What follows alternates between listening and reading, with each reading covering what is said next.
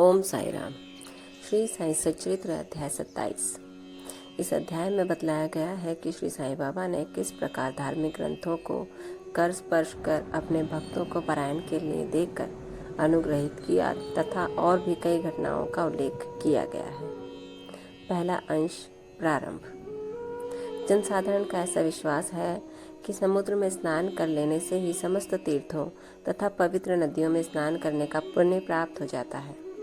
ठीक इसी प्रकार सद्गुरु के चरणों का आश्रय लेने मात्र से तीनों शक्तियों अर्थात ब्रह्मा, विष्णु और महेश और परब्रह्म को नमन करने का श्रेय सहज ही प्राप्त हो जाता है।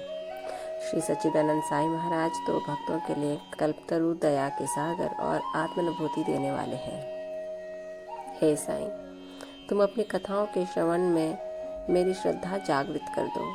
घनघोर वर्षा ऋतु में जिस प्रकार चातक पक्षी स्वाति नक्षत्र की केवल एक बूंद पान कर प्रसन्न हो जाता है, उसी प्रकार अपनी कथाओं के सार सिंधु से प्रकटित एक जल कण का सहस्त्रांश दे दो, जिससे पाठकों और श्रोताओं के हृदय तृप्त होकर प्रसन्नता से भरपूर हो जाए। शरीर से स्वेद प्रवाहित होने लगे, आंसुओं से नेत्र परिपूर्ण हो जाए, प्राण स्थिरता पाकर चित्त एकाग्र हो जाए और पल पल पर रोमांच हो उठे।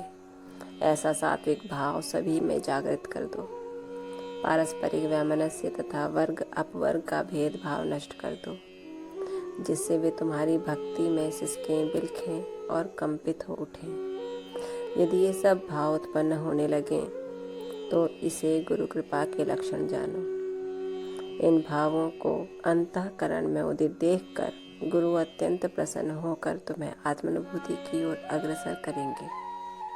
माया से मुक्त होने का एकमात्र सहज उपाय अनन्य भाव से केवल श्री साईं बाबा की शरण जाना ही है।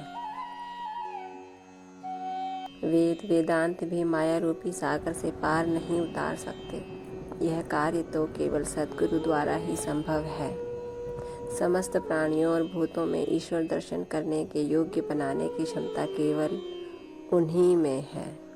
ओम साई राम। अर्थात हमें अपने शरीर का उचित प्रयोग तथा आत्मा का शुद्धिकरण के लिए हमें ईश्वर के करीब जाने का एकमात्र रास्ता केवल हमें श्री सद्गुरु साईनाथ महाराज ही समझा सकते हैं और कोई नहीं। इसी के साथ ये अंश यहीं समाप्त होता है। कल अगला अंश पवित्र ग्रंथों का प्रदान पर अध्ययन होगा। तब तक ओम साई राम। बाबा आप सब पर कृपा रखें, आपको आशीर्वाद दें और कष्टों से दूर रखें। ओम साई राम।